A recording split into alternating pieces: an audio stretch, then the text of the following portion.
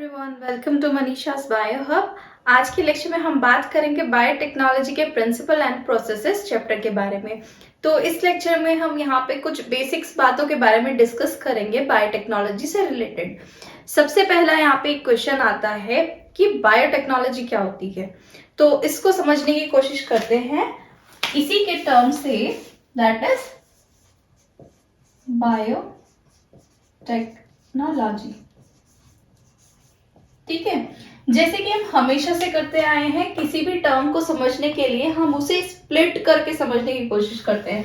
ठीक ऐसे ही हम यहाँ पे भी करेंगे, इस वर्ड को स्प्लिट कर देंगे। ठीक है, बायो एंड टेक्नोलॉजी में। ठीक है, नाउ बायो मीन्स क्या होता है? बायो मीन्स होता है living and technology is techniques. ठीक है, अब समझते हैं इसे कि ये होता क्या है। यहाँ पे bio means living and technology is techniques, यानी कि जब भी हम किसी लिविंग ऑर्गेनिज्म या फिर उससे प्रोड्यूस होने वाले एंजाइम के साथ कुछ टेक्निक्स को यूज करके यूजफुल प्रोडक्ट्स बनाते हैं, तो इस पूरे प्रोसेस को हम बोलते हैं बायोटेक्नोलॉजी। ठीक है, क्या कहा हमने? जब भी हम लिविंग ऑर्गेनिज्म के साथ क्या करते हैं, टेक्निक्स को यूज करके क्या करते हैं, कुछ यूजफुल प्रोडक्ट्स बनाते हैं, यूजफुल प्रोडक्ट्स को बनाते हैं, तो इस पूरे प्रोसेस को हम क्या बोलते हैं? इस पूरे प्रोसेस को हम बोलते हैं बायोटेक्नोलॉजी। क्लियर है इतनी बात? एग्जाम्पल की बात करें तो एक बहुत टाइम से जो हमारे एंसेस्टर से क्या एक एग्जाम्पल जो हम हमेशा से देखते आए हैं, वो आपके सामने क्या है? एक फर्मेंटेशन का एग्जाम्पल। ठीक है, फर्मेंटेशन सबको पता है, हमेशा से सुनते आए हैं, हम बचपन से सुनते आए हैं फर्मेंटेशन के बारे में। फर्मेंटेशन क्या होती है? जब हम किसी माइक्रो ऑर्गेनिज्म का यूज करके डिफरेंट प्रोडक्ट्स को बनाते हैं, जैसे कि घर पे आप क्या बनाते हैं? कर्ड, दही बनाते हैं, जैसे कि वाइन बनती है, ब्रेड बनती है, ये सब एग्जांपल है किसका? फर्मेंटेशन का। एंड फर्मेंटेशन किसका प्रोसेस है? एक प्रोसेस है बायोटेक्नोलॉजी का ही। ठीक है, नाउ अब आज के टाइम पे हम बायोटेक्नोलॉजी के अंडर और भी प्रोसेसेस को ऐड करके और भी प्रोसेसेस के बारे में पढ़ते हैं। ठीक है, जैसे कि फॉर एग्जांपल आज के टाइम में बायोटेक्नोलॉजी की हेल्प से हम क्या करते हैं, किसी ऑर्गेनिज्म में अगर डिफेक्टिव जीन है तो उसको करेक्ट कर सकते हैं, इन विट्रो फर्टिलाइजेशन कर सकते हैं। ठीक है, डिफरेंट वैक्सीन्स को बना सकते हैं लार्ज स्केल में। तो ये सब किसकी हेल्प से होता है? बायोटेक्नोलॉजी की हेल्प से। ठीक है, क्लियर है इतनी बात? नाउ अब बात करें अगर बायोटेक्नोलॉजी के प्रिंसिपल्स की, यानी कि कुछ बेसिक्स की, तो वो क्या है? वैसे तो बायोटेक्नोलॉजी के बहुत सारे प्रिंसिपल्स है, पर यहाँ पे हम 2 मेन कोर प्रिंसिपल्स के बारे में बात करेंगे। ठीक है, तो इसे वन बाय वन समझते हैं। हम बात कर रहे हैं किसकी?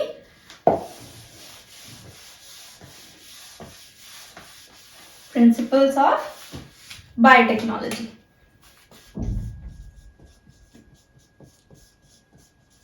Principles of biotechnology. ठीक है, तो यहाँ पे 2 प्रिंसिपल्स होते हैं। नंबर 1 आपका है जेनेटिक इंजीनियरिंग। ठीक है, नंबर 2 आता है आपका बायोप्रोसेस इंजीनियरिंग। ठीक है, सबसे पहले समझते हैं जेनेटिक इंजीनियरिंग। जेनेटिक इंजीनियरिंग क्या है, इसी के टर्म से समझने की कोशिश करते हैं। जेनेटिक मीन्स हम यहाँ पे बात कर रहे हैं डीएनए या फिर आरएनए के बारे में। ठीक है, जब हम डीएनए एंड आरएनए में टेक्निक्स का यूज करके उसके केमिकल कंपोजिशन को चेंज करते हैं, क्या करते हैं हम? जब हम जेनेटिक मटेरियल जैसे कि डीएनए और आरएनए में टेक्निक्स का यूज करके क्या करते हैं, इसके केमिकल कंपोजिशन या केमिस्ट्री बोले, केमिस्ट्री को चेंज करते हैं। ठीक है, एंड इसकी केमिस्ट्री में चेंज करने के बाद क्या करते हैं, इस डीएनए और आरएनए को क्या करते हैं, होस्ट ऑर्गेनिज्म में ट्रांसफर कर देते हैं। ठीक है, तो इसे हम बोलते हैं जेनेटिक इंजीनियरिंग। इससे होगा क्या, ये जो ऑर्गेनिज्म होस्ट ऑर्गेनिज्म है, जब हमने इसमें चेंज करके क्या करा, केमिस्ट्री को चेंज करके डीएनए आरएनए की होस्ट के अंदर इंट्रोड्यूस किया, तो क्या हुआ, इसका फिनोटाइप भी चेंज हो गया।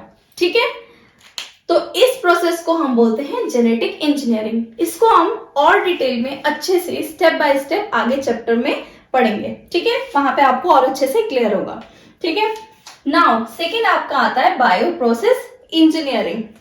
बायो प्रोसेस इंजीनियरिंग क्या है, ये बायो प्रोसेस इंजीनियरिंग होती है स्टेराइल कंडीशन में किसी पर्टिकुलर माइक्रो ऑर्गेनिज्म को लार्ज स्केल में ग्रो करवाना। ठीक है, हमने क्या कहा कि लार्ज कंटेनर में स्टेराइल कंडीशन मतलब कि जो हम माइक्रो ऑर्गेनिज्म यहाँ पे ग्रो करवाना चाह रहे हैं, पर्टिकुलर डिजायर्ड माइक्रो ऑर्गेनिज्म, यहाँ पे सिर्फ वही होना चाहिए, उसके अलावा यहाँ पे कोई अदर माइक्रो ऑर्गेनिज्म ग्रो नहीं होना चाहिए। इस कंडीशन को हम बोलते हैं स्टेराइल कंडीशन, साफ सुथरी कंडीशन। ठीक है, तो यहाँ पे हम अपने पर्टिकुलर माइक्रो ऑर्गेनिज्म को ग्रो करवाते हैं और उससे अपना डिजायर प्रोडक्ट कलेक्ट करते हैं। ठीक है, तो इसी प्रोसेस को हम बोलते हैं बायो प्रोसेस इंजीनियरिंग। क्लियर है इतनी बात? ओके, नाउ जेनेटिक इंजीनियरिंग को थोड़ा सा और समझते हैं।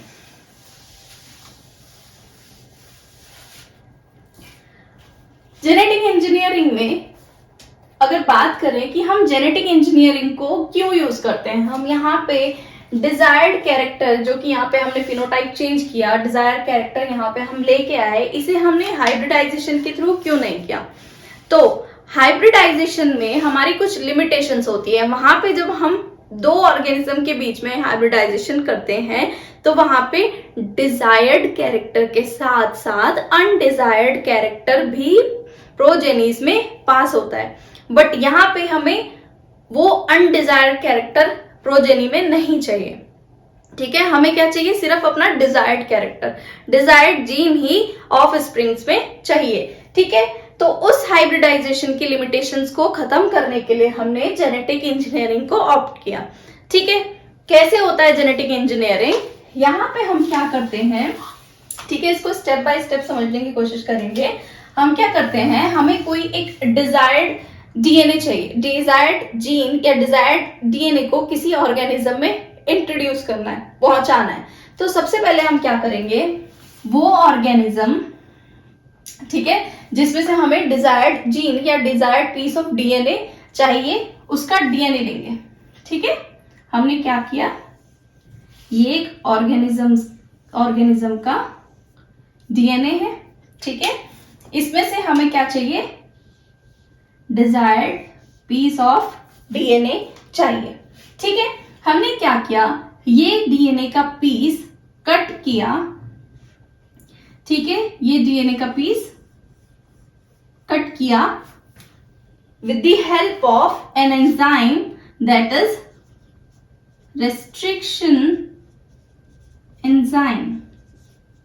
ठीक है, ये रेस्ट्रिक्शन एंजाइम क्या होता है, ये रेस्ट्रिक्शन एंजाइम मॉलिक्यूलर सीजर होती है, कैंची की तरह होती है, जो क्या करेगी, कट करने का काम करेगी डीएनए को। ठीक है, ये क्या है, मॉलिक्यूलर सीजर, जो डीएनए को एक स्पेसिफिक साइड से कट करने का काम करती है, यानी कि जहां से हमें डीएनए का पीस चाहिए ये उसे वहीं से कट करेगा। ठीक है, नाउ अब हमें मिल गया हमारा desired piece of DNA.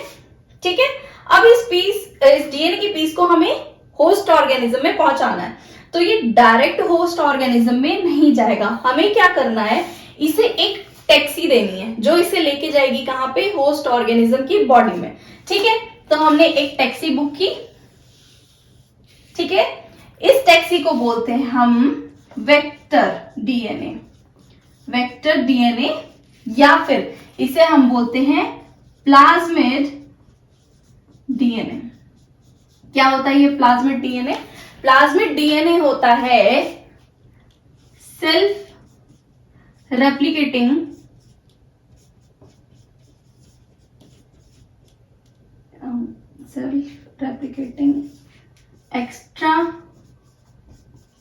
Chromosomal DNA.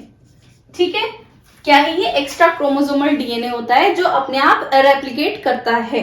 ठीक है, हमने एक वेक्टर लिया, एक डीएनए लिया, इसको भी सेम रेस्ट्रिक्शन एंजाइम से कट किया।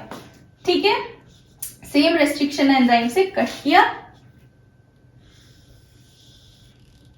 ठीक है, इसको हम ब्लैक कलर से करते हैं। ठीक है, कट कर दिया, यहां पे भी हमने रेस्ट्रिक्शन एंजाइम यूज किया। ठीक है, नाउ अब इन दोनों यानी कि हमारा डिजायर्ड डीएनए एंड इस वेक्टर को हम एक दूसरे से अटैच करेंगे, बाइंड करेंगे। ये डीएनए एंड ये वेक्टर ऐसे ही एकदम से एक दूसरे के पास लाओ अटैच नहीं होता है, ये एक स्पेसिफिक एंजाइम से एक दूसरे से अटैच होता है जिसे हम बोलते हैं डीएनए लाइगेज। ठीक है, तो क्या किया हमने? डीएनए लाइगेज की हेल्प से इस desired piece of DNA and इस वेक्टर को क्या किया? एक दूसरे से ऐड किया। तो ये हमारा बना इस तरीके से एक डीएनए। ठीक है, अब हमें दिख रहा है यहाँ पे क्या है? दो डिफरेंट टाइप के डीएनए प्रेजेंट है। ठीक है, एक क्या है? डिजायर्ड पीस ऑफ डीएनए, एक क्या है? Plasmid DNA. इसी तरीके के डीएनए को हम बोलते हैं रिकॉम्बिनेंट डीएनए। ठीक है, इसी को हम क्या बोलेंगे? Recombinant DNA. क्लियर है इतनी बात? नाउ यहां पे एक बात और याद रखने की है, क्या? कि जो रिकॉम्बिनेंट ये जो हमारा वेक्टर के साथ हमारा ये डिजायर्ड पीस ऑफ डीएनए हमने अटैच किया, वो ऐसे नहीं कि रेंडमली कहीं पे भी अटैच कर देंगे, नहीं। ये जो पीस ऑफ डीएनए है ये एक स्पेसिफिक साइट पे ही जाके क्या करना चाहिए? वेक्टर के साथ अटैच होना चाहिए। क्यों? क्योंकि ये डीएनए अपने आप से रेप्लिकेट नहीं कर सकता। ठीक है, जब तक कि ये स्पेसिफिक साइट पे जाके अटैच ना हो, जिसे हम बोलते हैं ORI, that is origin of replication site. ठीक है, ORI पे जाके जब तक क्या ना हो? अटैच ना हो। ठीक है, तब तक ये रेप्लिकेट नहीं करेगा। ठीक है, तो ये ORI साइट इस डीएनए को भी रेप्लिकेट करने में हेल्प करता है।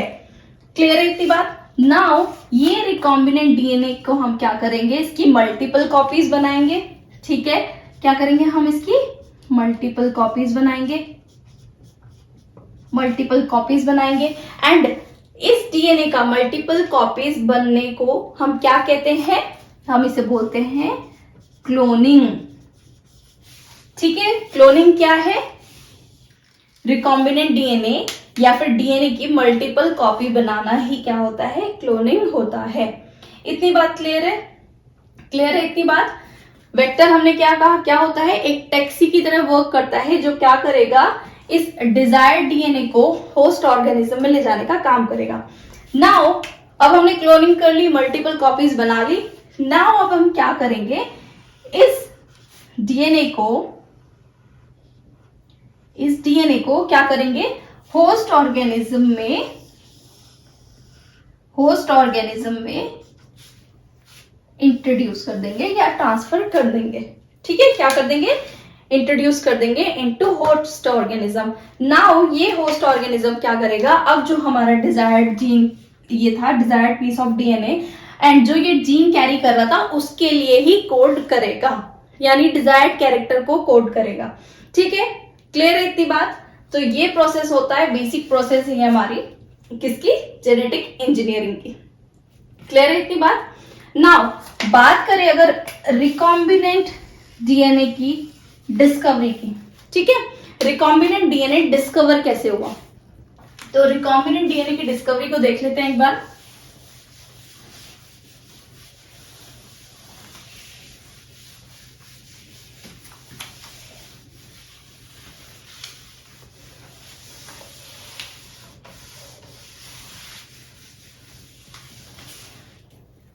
Discovery of recombinant DNA.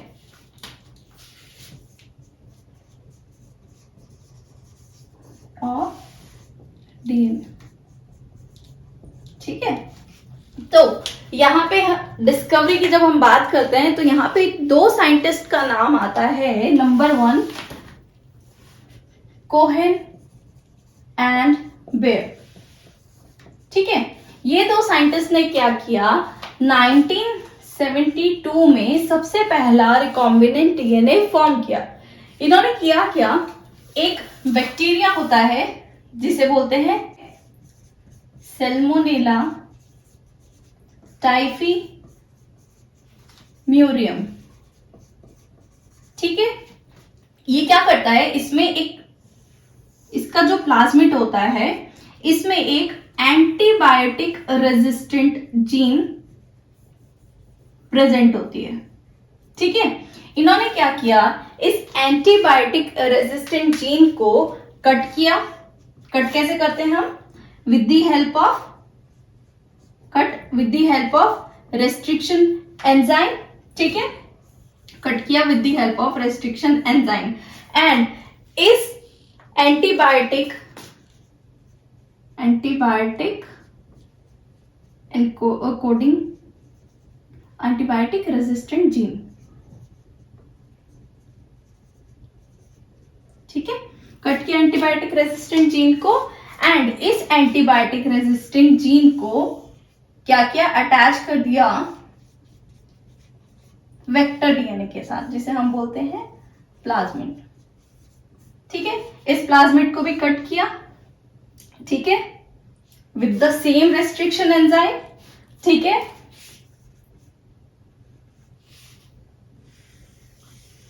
And in दोनों को एक दूसरे के साथ स्टिक किया with the help of DNA ligase. ठीक है,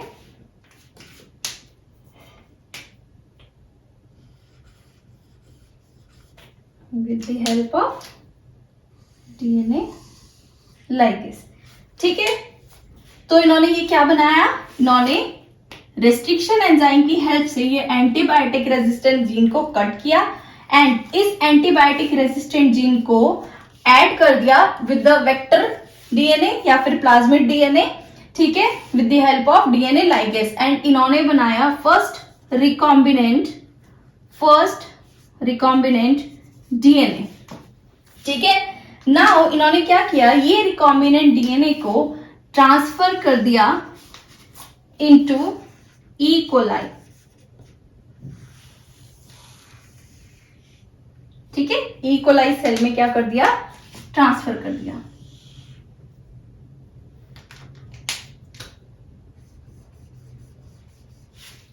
ठीक है, ये कौन है, ई कोलाई।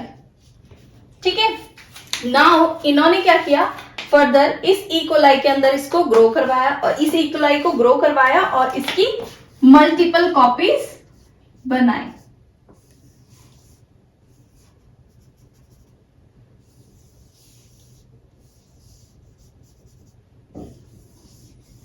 और इस मल्टीपल कॉपी बनाने को हम क्या बोलते हैं, क्लोनिंग। ठीक है, इस तरीके से इन्होंने क्या किया, फर्स्ट रिकॉम्बिनेंट डीएनए को डिस्कवर किया। ठीक है, दो नाम याद रखने आपको, कोहेन एंड बेयर। इन 1972 इन्होंने क्या किया, सैल्मोनेला टाइफीम्यूरियम से क्या किया, एंटीबायोटिक रेजिस्टेंट जीन को डिस्कवर किया। उस एंटीबायोटिक रेजिस्टेंट जीन को रेस्ट्रिक्शन एंजाइम से कट किया एंड ऐड कर दिया with the vector DNA with the help of enzyme DNA ligase. ठीक है, नाउ इस रिकॉम्बिनेंट डीएनए को उन्होंने ई कोलाई के अंदर इंट्रोड्यूस किया, ई कोलाई सेल में इंट्रोड्यूस किया, एंड उसकी मल्टीपल कॉपीज बनाई, जिसे हम क्लोनिंग बोलते हैं। तो ठीक है, तो ये सबसे पहले इस तरीके से इन्होंने रिकॉम्बिनेंट डीएनए को डिस्कवर किया। ठीक है, नाउ अब बात करते हैं कि आपकी जेनेटिक इंजीनियरिंग के स्टेप्स क्या होते हैं। ठीक है, मेन स्टेप्स जेनेटिक इंजीनियरिंग के क्या होते हैं। तो इतना पढ़ने के बाद आपको ये तो समझ आ ही गया होगा कि जेनेटिक इंजीनियरिंग के बेसिक स्टेप्स क्या हैं। ठीक है, सबसे पहले हम क्या करते हैं जेनेटिक इंजीनियरिंग में, हम हमेशा से देख रहे हैं कि हम किसी डिजायर्ड डीएनए को कट कर रहे हैं, तो सबसे पहला हमारा काम होगा डिजायर्ड डीएनए को आइडेंटिफाई करना। ठीक है, तो सबसे पहले हम क्या करते हैं, आइडेंटिफिकेशन ऑफ डिजायर्ड डीएनए या जीन। ठीक है। नंबर सेकंड हमने क्या किया, उसे ट्रांसफर किया कहां, होस्ट ऑर्गेनिज्म में। ठीक है, क्या किया, transfer of desired DNA into host organism. Clear है। नंबर थर्ड, होस्ट ऑर्गेनिज्म में ट्रांसफर करने के बाद हमने क्या किया, इसकी मल्टीपल कॉपीज बनाई। ठीक है, क्या किया हमने, मेंटेन किया डीएनए को इनटू होस्ट बॉडी। ठीक है, क्या करेंगे हम, maintenance of transferred DNA into host body. Clear है इतनी बात। एंड उसको फर्दर प्रोजेनी में लगातार कि वो बना रहे, अपनी प्रोजेनीज में ट्रांसफर होता रहे, उसको देखते जाते हैं। ठीक है, तो ये बेसिक स्टेप्स होते हैं किसके, जेनेटिक इंजीनियरिंग के।